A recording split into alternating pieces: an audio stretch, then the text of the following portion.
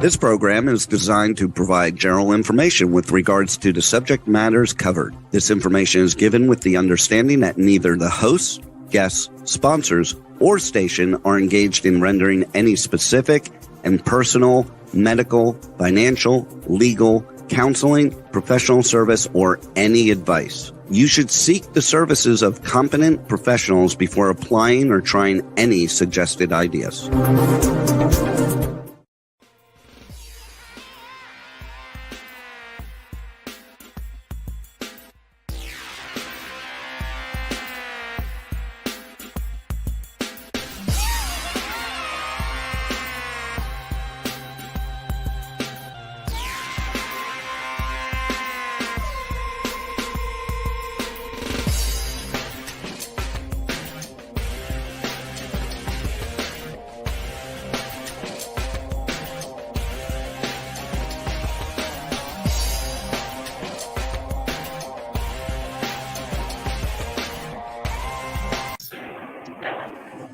Hey there. Hey, Sean is there. Hey, it's Brian. Hey. Movie Reviews and More. Here we are live, Worldwide TV Network, iHeartRadio, Spotify, everything you can talk about, over 100 outlets around the world. And I've been looking forward to this show because Moses West is on, Sean McNamara is on. I love Sean's films.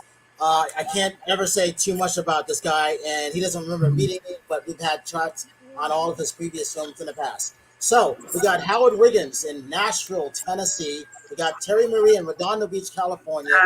Oakley Tosh in Miami, Florida. And we got Chef Rachel Roberts Recipes in Houston, Texas. So I got to start off with this. Sean, I'm coming back to you in a minute because you just popped in. Anytime you can pull water out of the atmosphere, out of thin air, I got to start with him first because, Sean, you'll find this interesting. Moses, who are you and where are you coming from? Oh, my name is Moses West, and I'm coming out of Chicago right now, where I manufacture these atmospheric water generators. All right, talk about this because I wanted Sean to see this, and obviously I wanted you, in case you haven't seen Sean's films, talk about why your machines are important, why you invented this. This is really important. Well, the reason I invented the machine was because I was living in Australia, and I saw that we had such a water crisis when I was there. I saw whole forests that were completely devastated because the salt water came higher than the fresh water and went under the ground and killed everything because the farmers had drained so much water. And then I've seen islands disappear because of ocean level rise. And then I flew into Australia one time and the water was so contaminated that we were drinking toilet to tap. They treated the sewage water and they put it right back to the tap. So when I got off the plane, it's like, I'm not drinking any water. And so then, having three sources of water, a liquid, solid, and a gas, the logical progression of technology was to pull it from the gaseous state. When you look up in the sky, you see a cloud or you see a hurricane coming ashore when it's raining. Hey guys, that water came from the air. And so only thing that we do is we just have a machine and we just made it so efficient that it can pull the water out of the air cheaper than you can pull it up out of the ground or desalinate it. Wow. I'm a big water drinker, so I have questions. I'm a fitness competitor, and I compete in NPC fitness competitions, and I drink a ton of water. I take a ton of water to detox myself with my diet. But my coaches always tell me, keep your body, you can drink pH water. So I was just wondering, how alkaline is the water? What's the pH of that? Because that, again, with anybody who's like into fitness and keeping their body pH, is the water's important.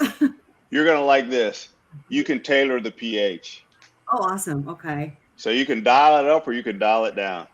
Just depends on how much filtration you use. Mm-hmm. Now, these photos that we're showing, talk about, you've been selling these machines to the military government for 10 years. So, oh yeah, I've been working with them for a long time.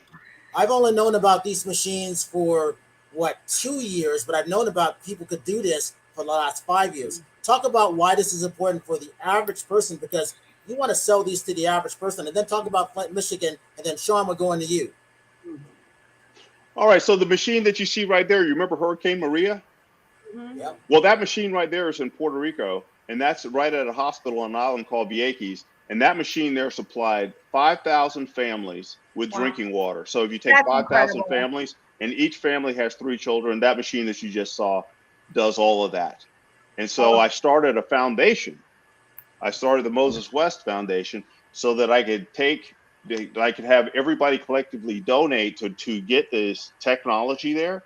So it's all done through a nonprofit to go and assist people.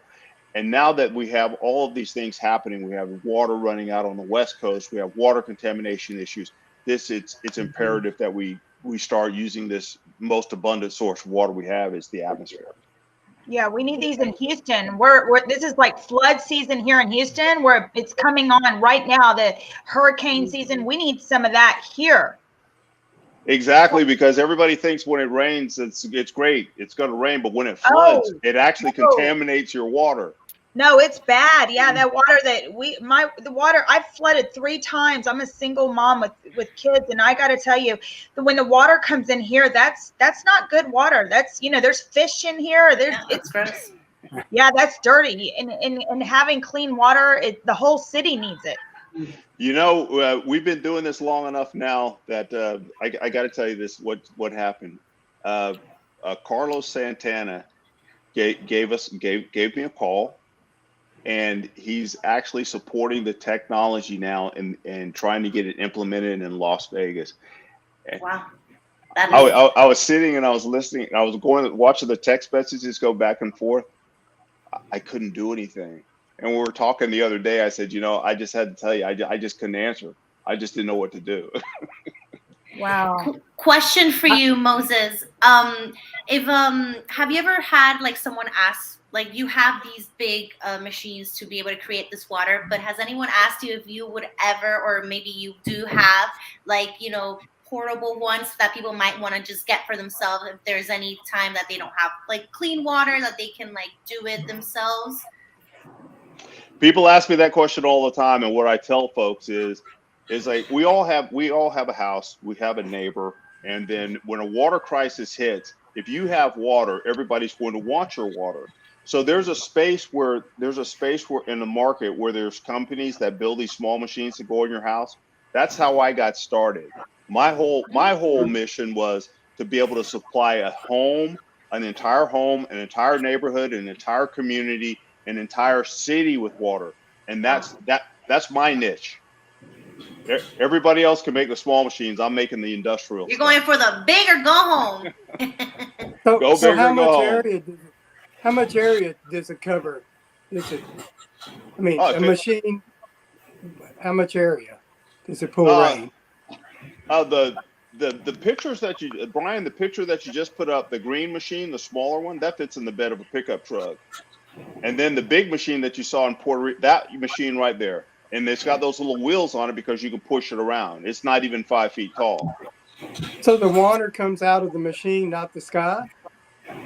Right, but it's pulling the water out of the air, the same way that you say on a warm day and you have a cold drink outside, and you have ice in the glass. What does that glass do? Condensate. Exactly. But what I do is I do that inside of a machine, and I use a mechanical process to do it. But I do it like on steroids. Awesome. So Sean, it sounds like a movie, doesn't it? That you haven't directed yet. That sounds like an amazing movie, and I was gonna say, I make movies for a living, but this is the real thing. Thank you, Moses. This is what the world needs more of this. Wow. Thanks, Sean. Well, Sean, the interesting thing is, I was telling Moses, I'm like, have you sold this to anybody on a movie set? Because Sean, the sets have changed differently. You got to have clean food, fresh food. You got to have clean water, and if something happens with COVID, that screws up everything. Absolutely. I was just shooting a movie in Atlanta in June, and a TV series. It was the hottest it's ever been. So we had to just douse the crew with water. We had literally one person actually went to the hospital. So we needed tons of water out there on the set. So absolutely. It's definitely necessary. So we have Sean McNamara, award-winning director, producer, writer. All the actors love working with him. Soul Surfer is one of my favorite films. Miracles, obviously. I love The Knight's Daughter, obviously, that was really good. On Netflix, you can catch that with Pierce Brosnan. So, Sean, tell us what this is. A lot of the actors love working with you. Why? You know, it's probably because I love working with actors. It's I'm the director and I kind of point the camera, but I look to them to bring their gold. Their gold is they've got talent. They learn the lines. They can put them back out as if they're their own. They take it from the script. And so I just get the joy of getting to record their performance. So it's generally their performance. And my job is only to kind of put them in the same room and get the cameras so I can cover them. But I let them do what they want. And generally they bring much more than I could have ever thought of. So that's why I think I love working with actors. And maybe it's why they love working with me, because I let them do what they want to do. What? You four don't have any questions for Sean? Are you kidding me? They all want to I act. saw where he did the Reagan movie. I thought that was pretty special. So. Dennis Quaid. Oh my gosh, that guy is so talented, and he is playing Ronald Reagan. And he literally, when you watch the screen, he becomes Ronald Reagan. It's incredible. The good, the bad, and the ugly. He gets it, and he's just an amazing actor. And the recent one with Helen Hunt, and then I saw Casper. You did animation, right? Well, it was the live action films. It was the sequel to Casper. It was a Casper, A Spirit of Beginning, and Casper Meets Wendy, where we first met Hilary Duff for the first time. So Hilary Duff was my idol back when I was younger. And you also did a lot of Disney shows. Yep. Back in That's a Raven, Even Stevens. These are shows that I produced back in the early 2000s. And again, working with super talented people. And, and I grew up watching, Gilligan's Island and Star Trek, and I just parked myself in front of the TV. And then I went and made these shows. And I feel like these are the idols that people grow up with because they teach people how to live. Mm-hmm. Sean, you were talking about Star Trek. I got to talk to William Shatner tomorrow. Hello. Gosh, that is amazing. I got 15 minutes by Zoom, me and 2 other people, and that's it. That's so cool. And the fact that he actually just recently went up to space is incredible. I have an interesting fact about Star Trek, Brian. I don't know if I told you this, but an ex-boyfriend of mine's father was the makeup artist for Star Trek, the Westmores. Oh, yeah. So if you know Mike Westmore, yeah. So I'm really good friends with their family. Sean, I haven't talked to you in a while. I always wanted to know about this.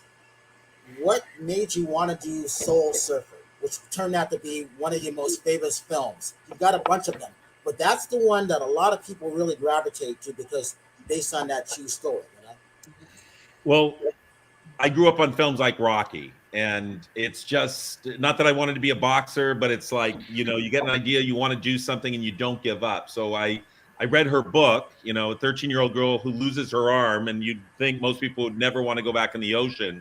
And not only does she go back in the ocean, she excels at it. So I think it's a metaphor for everything we do, no matter what you do. I'm sure Moses, it wasn't easy to come up with those machines that made water. You probably got knocked down a few times.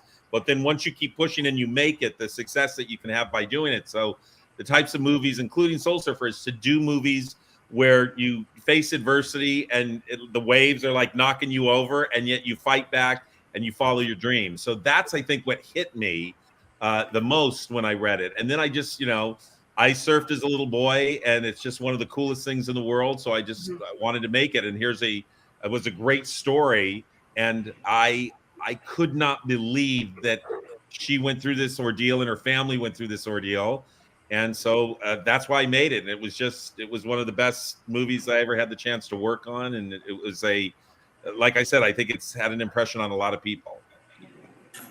Nice. I cried like crazy. So you definitely impacted everything was just so great. But I have a question. When you were reading about her story, were there any other directors at the time that wanted to create like a movie around that, or you were the first one that said, you know what, I'm going to take this and I'm going to give it my whole to create this film? Well, you know, her manager, Dutch Hofstetter, gave me the book when I was in Hawaii doing another TV series called Beyond the Break, and I read it, and it took 6 years to get it to the big screen. So it was very challenging to raise the money. So I think I was the only one as a director on that. But there were challenges along the way, you know, just you have the money, you don't have the money, you know, the 2008 when the whole economy fell out. I mean, it was ups and downs and ups and downs. And again, somehow we prevailed and we got it made. So I don't know if there were other directors on that, but I think everybody finds their own stories, and I have to find about 10 stories to get one to go. It's because it's hard. The hardest part about making a movie is raising the funding or getting the studio to agree to it. So that's part of my challenge, is getting to tell good stories. So Sean and Moses, I'm going to have everybody tell you what they do. Howard Wiggins, because you got the most famous background, tell everybody what you do. Well, I am an actor right now. I just recently, since I retired, have done 2 movies. So if you need an old man, Sean, I'm here. I told Ryan the other day, I want to do a May-December romance. Because I don't think I've ever seen that love story done in a movie, and it happens all the time. So keep me. I love it. I'll keep an eye out for a role. That's awesome. All right. Rachel Roberts, go ahead.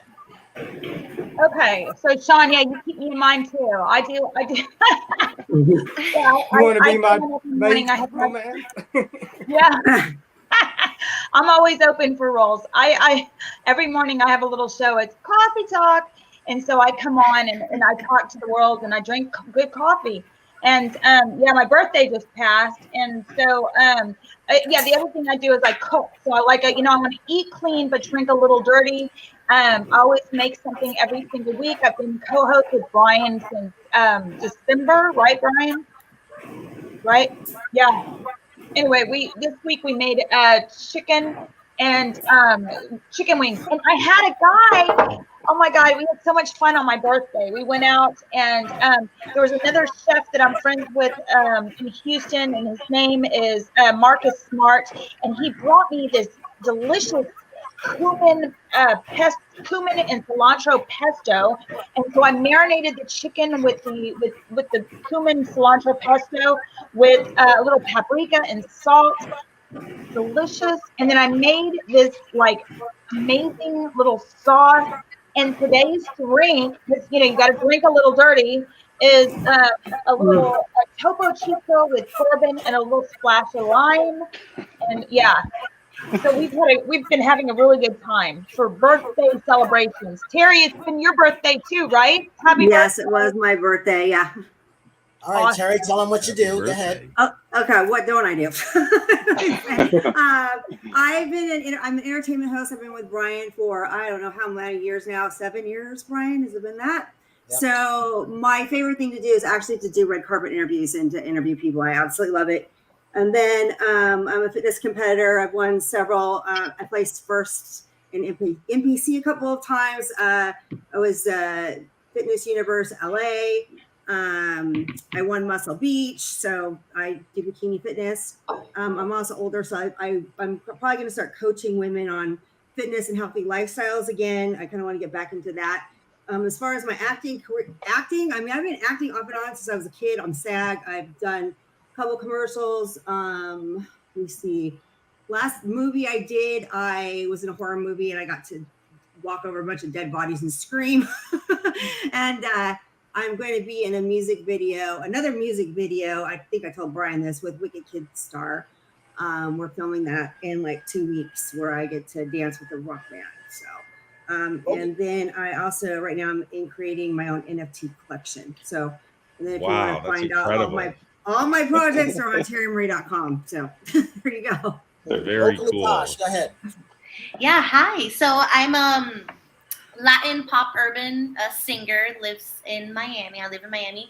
And I just recently started about 2 years ago, like really focusing and putting all my energy into my original music.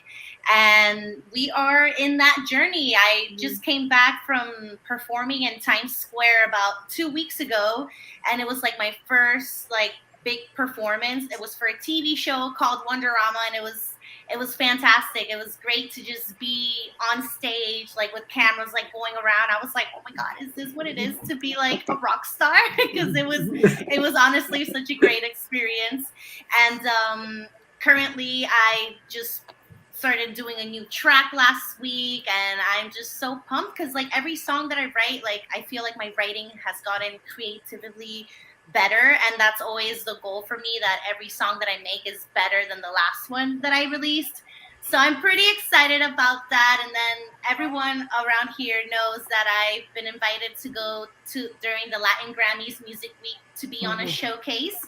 So we are kicking it in, and I am trying to get there. I even put up a GoFundMe, and today some really generous people started donating about like $230 today, and I was like, wow, like, when people believe in your craft and really like see how passionate you are, like people want to help you get there. So yeah, I'm kicking it and just enjoying the journey. I'm very happy with all my accomplishments, and I'm a one woman show. I don't have a manager. I don't have no one. It's just me. I'm all the different roles right now, but honestly, I'm loving it. We're so proud. Sean, that is incredible. I outstanding. I can't wait to listen to your music. And well, if you Rach, love Spanish music, you should. Yes. I did a film called Spare Parts, which I had a lot of Spanish music in it. It was great. And Rachel, I definitely want to have some of that. What I just saw on the picture there, that looks incredible. Well, Sean, my door's open. Yeah, you're invited. Please. And I just dropped my son off at University of Miami. He just started college this year. So yeah, so it's just crazy. Very cool. But it must be just performing for other people must be the best feeling in the world, especially in Times Square. My goodness. That's just a dream come true. I almost passed out before I got on the stage because like they're like, you're going on in 2 minutes, like 10 minutes are passing, and I'm like, can I go on already? Because I feel like I'm about to like lose my shit right now. Well, I always do these videos sitting in right here, these my Zoom meetings, but right now I'm actually sitting in a sea of guitars. Oh. Well, Moses, talking about that, so as a retired Army Ranger, talk about that, because that's important, and how you really got the generators off into the market. That's not easy. Oh no, not at all. What do you want to know about the Ranger part? Absolutely. I'll tell you the truth. This is if I had to equate anything to being a Ranger, I would have to equate the journey to get this technology into your hands, and just that journey alone. I think it's comparable, because it's a longer period of time to do it. So what it was just pure perseverance, and finally convincing people. One of the strange things was when I first started doing this, and I shot out. Well, I don't know what coast you live on, West Coast, East Coast, but if you look at the weather patterns, like from the West Coast to the East Coast, I saw this is changing, and I've been traveling around the world for a long time, ever since I got out of the military, being a Ranger, being a pilot, and other things I did, and I saw this change happening. And so when I saw that there was a necessity, I started working really hard to get this thing approved. And so when I first started talking to people about this, I said, you only have a few years before everything starts to drastically change. And so what's happened in the past 2 years, I didn't think I would be alive to see this. So the change that's happening. So that determination that I had in the very beginning when I started out doing very tough things in the military is the same thing that I put into this, because I believed in it. So each day was a day to work extremely hard to get people to convince that this was a viable solution to help us get out of this crisis. Moses, I saw something where rainwater has nitrogen in it. So when it rains, plants grow better under rainwater than hose pipe water.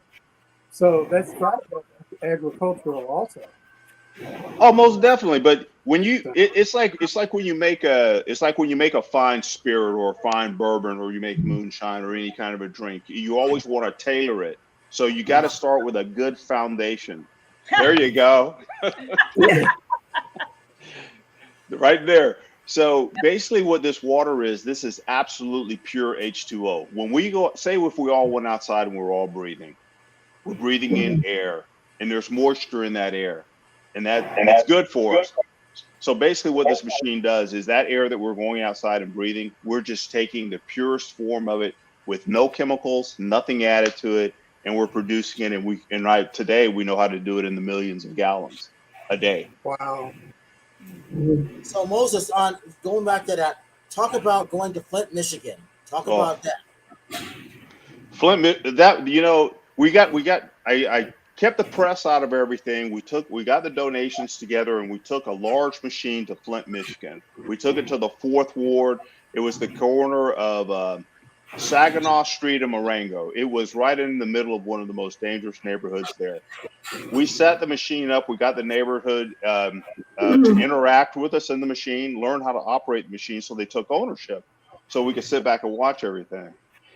We made enough water so that people could clean their houses, move back in. So we helped eliminate homelessness, because one woman, she needed 500 gallons of water to move back into her house. I didn't know that at the time. I didn't ask her what she wanted it before, but I said, do you need help carrying it? Because we were making over 100 gallons an hour out of the air. And so we gave her the 500 gallons of water. She came back, and after about 3 days, and she goes, I've been homeless for 5 years, and I just moved into my house. So the kids that we saw in the neighborhood that were affected by the water that they drank, after about 3 days, I think it took about 3 days, I broke down in tears. I just walked away from everybody and I cried my eyes out, because I never seen so many children cognitively affected so drastically by just drinking water. And then I was standing in the middle of the United States, and in the Rust Belt, where we built GM cars, and I'm devastated because I cannot believe what I'm seeing. I mean, children that just from 5 years old all the way up to maybe 10 that are just cognitively impaired, and I'm talking over 90% of what I saw. And so it was the Flint mission was extremely valuable. It's something I wanted to do ever since I was working with this technology and the military, even before I went to Puerto Rico. And that's how I got to Flint, was because there was a Flint resident in Puerto Rico, and I made a promise that if I got my hands on another military machine like this, I would come to Flint, and I did. That's God bless you. Incredible. Moses, where are you at? Where am I at? Yeah. Chicago. All right. How do I get you here in Texas? I'm serious. We're going to need you here within the next month. Oh, we have a shop in Texas over at Kelly Air Force Base over at down in San Antonio. Nice. We train the military in San Antonio. Mm-hmm. See, the military's got the units, and you don't have them. Yeah, we need. Yeah, I'm telling you. Did you hear what Moses said? He's been selling them to the military for 10 years. What does that tell you? Wow. Well, we're going to need it in Houston. I tell you that. We are now approaching hurricane season. We're going to need water. Did you know? I got to share this with you. And all y'all can do this. You know, in Houston, you know how humid it is, right? Yeah. Is it as humid as Miami though? Both Miami and Houston. Yep. Did you know that every day, just on solar power, you can make enough water to supply the entire city of Miami with water? What? No way. Yeah, I've already developed the process to do that. The one thing this is pretty unique. There's a lot of companies in the world that do this, but I have the only company that not only builds the systems, sells them to the military, donates systems, and educates people on the technology and how to use them. Because I firmly believe and I firmly know that in Florida, as sea level rises and salt water comes in, same in Houston, and with all the contamination, the last source of water that we're all going to have is this water that's in the atmosphere. It's a very Star Wars thing. So Sean, I'm sorry you know about Luke Skywalker. There is definitely a movie here. I'm listening to this. And this would be a great story, Moses. Sean, if you only knew that, if you only knew some of the, if we sit down and talk one day, some of the stuff that I had to go through to get here, you just shake your head. But that's what it's about. That's what it's about. People who have a great idea and go for something and give their all. That's what everybody wants to see. Like when I grew up reading Chicken Soup for the Soul, of stories about people who said it, nobody else believes it can be done, and then they do it anyway, and they go through all the adversities. So I think this is an extraordinary story. You got to get that made. Let's do it. Oh, hey, definitely. Well, that's one of the reasons why I've always been telling everybody about the Dreamweaver Artist Ranch. Environmentally friendly, sustainable, and net zero. Moses' invention falls into that part of everything. That's why it's important. And capturing the water and having the water rights. Because if you don't have the proper water and you don't have the proper food, or what Rachel makes out of her garden, because most of her food comes out of her garden, right, Rachel? Right. Brian, are you going to use Moses's? We need one of those water systems out there at the property in Dreamweaver. Yeah. What are you talking about? What do you think? What do you think Moses is on the show for? Hey, and you know how I'm a custom shop builder too, by the way. So if you come to me and you say, "Hey, I want a machine that makes 5,000 gallons a day," I can design and make you a machine that does 5,000 gallons a day. I can sit down and custom build a machine for you. Yeah, we're gonna need that because I plan on doing a lot of things out at Dreamweaver. We're gonna do, lots of beautiful. We're gonna plant all sorts of fruit trees and all sorts of things, and we're gonna need good water, right, Brian? Hey, that's what we're talking about already, right, Moses? That's why he's here. You guys are gonna be net zero in California. Well, that's why I always call it showcasing. Sean, tell me about this. Solar powered or electric? Oh, go ahead, Howard. What'd you say? Is it solar powered or electric? Both. I always tell people solar. Power is power is power is power. If it's solar power, it's still producing 210, 208, 460 on the way of voltage. If it's wind, it's doing the same thing. If it's plugged in, if it's a coal-fired generator or a diesel generator, you still have electricity. So like when we were in Puerto Rico, that system actually ran on a Tesla battery and solar array, putting out 460 volts. And that's what ran that big machine in Puerto Rico. So we were net zero working on solar power in the evening. I found a better battery than that Tesla. I found it. So Sean, talk about this. We lost Wolfgang Peterson today, one of my favorite directors. For everybody, he did Air Force One in the line with Harrison Ford, in the Line of Fire with Clint Eastwood. One of my favorite films, Outbreak, Troy, Poseidon. What are your thoughts on that? He's a fellow director. Well, that makes me very sad because you're giving me information that I'm finding out on your show right now. So wow. Yeah, right. He did. I mean, the movies you just mentioned, Air Force One and all of those, Outbreak. My gosh, those are Das Boot.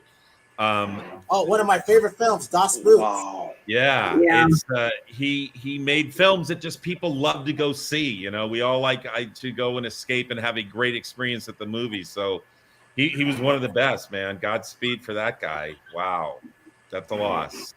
Sean, for the audience, how did you get into movies? How did you become a director? Because it's not easy. Not everybody gets the chance to tell their story. Yeah, I mean, just in a nutshell, I went on a family vacation with my family at 12 years old to Ireland, and my dad bought me a Super 8 camera. So the story of, I like to make films and turn them into class because I hated doing homework, and the teachers liked it, and I just found it was like people noticed it, and I would put it into my projector and put it on there, and I just kept doing that. And did a lot of theater in high school, and then went to Loyola Marymount Film School. And I just always loved telling stories. And you always learn, you keep learning how to make films. I watch TikTok these days that my sons are, and I'm just blown away at the creativity of just our ability to tell stories, whether in large format or on your phone. And but I got lucky. I just kept making films, and I did everything. I was a PA. I would get coffee for people and pour it in their glass and says, by the way, I'm a director. And I would be washing their cars. I would do whatever I want, but I always let people know I'm a director. So at one point, this boss that I was working for said, would you do a commercial for my brother? He has the Hartford Water School of Welding. Here's $500. Just put a slide up on the screen. And I said, can I do anything I want? And he said, sure. And I said, can I use all your sets and your cameras? And he said, sure. So I did 6 commercials with all my friends with like hot looking people pulling up welding masks going, Hartford Water School of Welding, go for it. And so I would always take whatever anybody gave me and just push it to the limit and get all my friends to work for free. So the money ended up paying for food just to get people to come and work for free. And I did that. And so it just kept going until I, got the next PSAs. And finally I got my first film back in 1989, and it was $500,000. Nobody ever really saw it, but it was somebody gave me money to make a movie. And ever since I just kept doing it. And the hardest part about making movies is raising the money or getting a studio to believe in you. And it never stops. I mean, it still is hard to get films made, but you just got to keep going for it. And hopefully the material you have, people will want to see. So Sean and Moses, just in case you didn't know, Howard Wiggins is really Sean Connery. You just didn't know it. Look at it. He is Sean Connery. Oh my goodness, that's awesome. Yeah, Howard, where are you? Look at that room you're in. This is part of your house? It's my guest bedroom. It's my guest bedroom. That's your guest bedroom. That's your guest bedroom. Yeah. That's how every week is a new one. Master bedroom, but I need bar stools. The room's bigger, and to shoot a video, I've got to get some bar stools. Every week, Howard, you are in another spot of your house, and it's so interesting just having you on as a co-host, just so we can see what you're wearing and where you are in your house. Like, I can't believe it's your guest bedroom. He has yet to repeat a background. Like I know. You always see the same things around me. Same shot piece. Wow, Howard. I'm always at a stranger's house. Oh, hey. So wait, today is the day that Elvis died, right? Did y'all see this? Yes. Yeah. So next week we have Ivor Davis. He's my good friend. He toured with the Beatles in 1963. He was the only one to tour with them. He's still friends till this day with Paul and Ringo. And he also covered the Charles Manson murders. And he also did, he was there when Bobby Kennedy was shot. He's my good friend. That's next week. So Howard, you get a chance to talk about your Elvis stuff, because he was the only journalist when Elvis met the Beatles. He was there. Okay. Actually, I talked to one of Ringo's girlfriends that lived with him. She lives here in Nashville, and she lived with him, I think, for 6 years, but they weren't married. So, Howard, talk about Elvis, because I love your Elvis. I know this story, but let's tell everybody your story about Elvis. Well, okay, my dad started playing steel guitar it was actually Paul Howard at age 13, and then Pee Wee King hired him at age 14, and he played with Patsy Cline and Cowboy Copas. Then Eddie Arnold hired him. Well, Eddie Arnold, he worked with for 25 years, but there was a point where Eddie Arnold got bad with everybody and fired them all except for my father. And he fired Chet Atkins, which became famous, and he fired Colonel Parker, which was my dad's manager. And he fired Colonel Parker. He gave him $35,000 severance pay, and with that, he bought Elvis's contract. And then the Jordanaires played with my father. If you look at my Facebook page and scroll down, there's a song that Eddie's singing with the Jordanaires as a background, and my father's playing the steel guitar. You can find that on my Facebook, and the Patsy Cline, where Dad's playing the steel guitar behind her. But that's how it started. I mean, I used to get Christmas gifts from Elvis every year, and my sister would get things like the Madame Alexander doll. And the one I liked best, there was a rectangular fake gold watch plated with a rope band on it that I loved. And when I went away from college, my mother threw everything away. So. I was in Germany. I was a little boy when Elvis was there. What year did he leave Germany? I have no idea.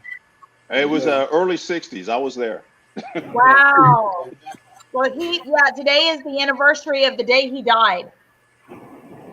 I saw on Facebook where they posted the very last of the movie, the Elvis movie. It made me cry. And even watching it on Facebook, that last scene, his last performance, it was touching. It really was.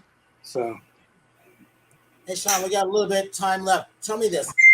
Name me some of the movies that made you want to be a filmmaker. Where do you start? For me, I start for It's a Mad, Mad, Mad, Mad World and Enter the Dragon. Wow, that is cool. Well, to want to be a filmmaker goes back to Casablanca, Sound of Music, Rocky, Star Wars, Jaws, Raiders of the Lost Ark, E.T. These were the ones that like made me who just want to be it. When I would walk into, I remember I was 18 years old. I was not feeling good. I was doing audio, plugging in microphones for some project. And I was feeling bad. And somebody says, hey, there's this new movie. Let's go. And we went to the Grauman's Chinese Theater. And I walked in feeling bad. And 2 hours later, I walked out. And that was seeing Indiana Jones. And I just remember it going, I want to do that to people. I want to change how they feel in a 2-hour period and make them feel good. So those were the types of films that made it for me. Lawrence of Arabia. And everybody, that's why I'm a movie whore, and I still love going to the movies. Except now I spray the seats down in front of me and back of me and around me. And I have to have my fresh popcorn because I'm a popcorn whore. And if it's not fresh, I don't want it. I will complain because I want to sit there and have that experience. Sean, on what you talked about. It's a lost art. Sean, what are you working on now? I am finishing Reagan, and I'm just finishing a film called On a Wing and a Prayer. Roma Downey is my producer, and that's going to come out on Easter. And it's about a family who the pilot dies when they're in a small plane, and the father has to land the airplane. A true story that happened to the White family in 2009 on Easter Sunday. So cool. And talk about the last one you did with Pierce Brosnan.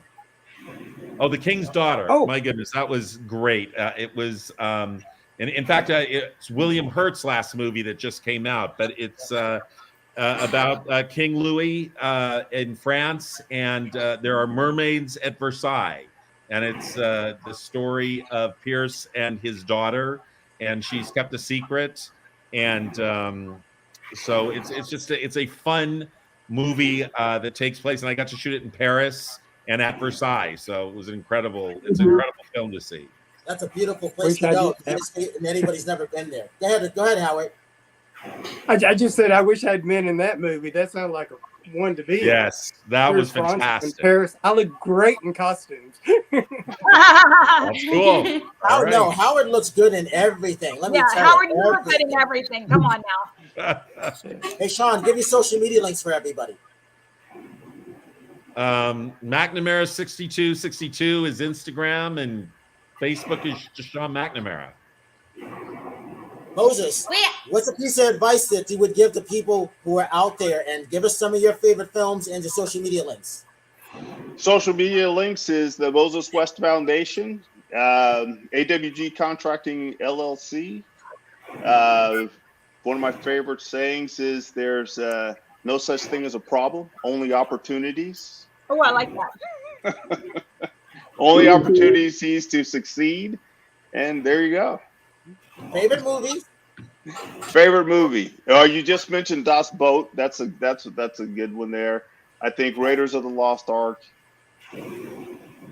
Oh my goodness. There's so many. Let me think. Just writing Moses West Foundation, right? Moses West Foundation. Yeah. All right. I'm gonna contact you. All right, it's everything Star Wars, everything zombie. No. Oh, I'm everything zombie too.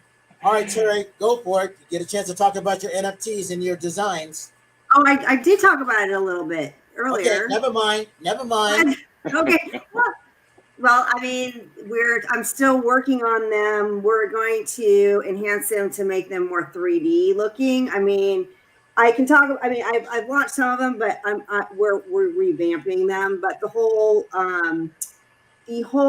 collection is called Nonstop Conspiracy Farm. It's based on different animals with different personalities, and there's a whole story that goes with it. Probably, I mean, the story will be up on the website. This is a project I've been working on, but there's a series of sheep, goats, cows. What else do we have? Rabbits. And again, each of them has a different personality, and they're NFTs. So each one of them is original, and each one of them is different.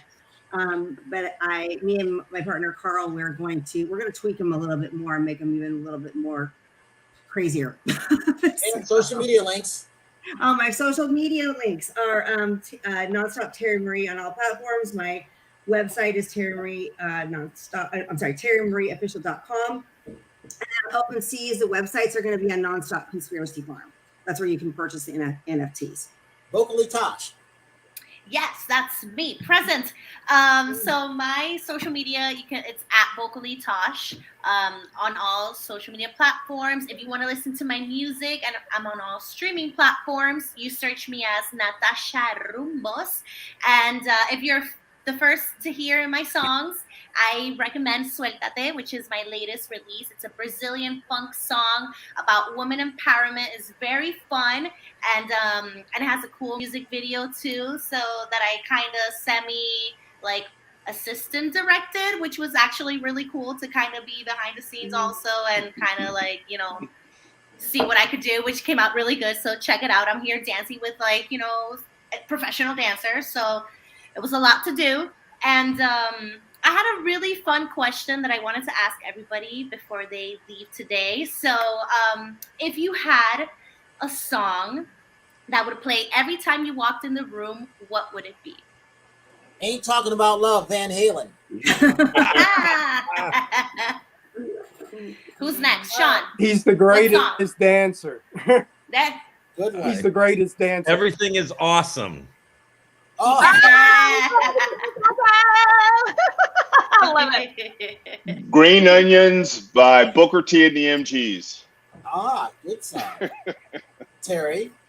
Welcome to the Jungle. Oh, yes. I would do Guns N' Roses. So, Terry, only if we can see you dancing. I want to see Terry. I danced on stage with Velvet Revolver as a go-go dancer. That's my thing. No, I know that's your thing. Everybody that's watching, if y'all haven't seen Terry get down and crazy, you got to watch that. Terry, you are something. Terry's a rock star. Okay, when I Terry, see her in LA. Yeah, I love your videos. I'm your biggest fan. There's quite your social media links. What? Me? Oh, I thought I did. Yeah, your social media. Yeah, Vocally Tosh, and then my official website is natasharumbosmusic.com. I have my YouTube channel, which I post all my music videos and all my shows, all my performances. So you can definitely reach me out there and listen to my music and spread the love. And also on my website, if you go to my website, I do have my GoFundMe page. If you guys can share it, or if you can contribute anything, would be awesome to get me to Vegas, because this girl is gonna rock until she gets there. Nice. Howard Wiggins, go for it. Howard Wiggins, and I was wanting to do my favorite movie, which is a Pierce Bronson movie that most people hadn't heard of, called Nomads, where a motorcycle gang chases his family and they hide out up in the attic. I love that movie because it could actually happen. So very cool. And Howard Wiggins Facebook is how you reach me. So and not only is Howard a great dancer, he's so stylish. I think he's got his pearls on today, and he's a designer. No, look at that. Look at this room. Awesome. What? That's awesome. Rachel I got a Roberts. bug on my jacket today. Ryan, don't forget me. Go ahead, Rachel. Okay. Don't forget me. Okay. Rachel Roberts Recipes. I'm here in Houston. You can find me on any social media platforms. Rachel Roberts Recipes. I'm here for you. Sean, I sent you a message already. Make sure to reply. I look forward to seeing all of you guys and staying connected. Also, you know, I've got my own GoFundMe to get out to the LA, the Howl Awards coming up. Brian, thank you for including me on all these exciting adventures that we have together. Yeah. Fantastic. So, as I say to everybody, thank you for everybody coming on. And Sean, continued good success with everything you're doing. Moses, I'm getting one of those machines for our property. I don't know which That's one, but I'm cool. getting one because it's important to have. Howard, keep doing what you're doing. Terry, keep designing. Tosh, keep singing. Rachel, keep cooking. And I always say this, have a good night tonight, a better day tomorrow. If you see someone without a smile, please give them one of yours because the world needs it. I'm Brian Sebastian. This is Movie Reviews and More, and we will see you next week talking about Beatles and Elvis. Bye, everyone.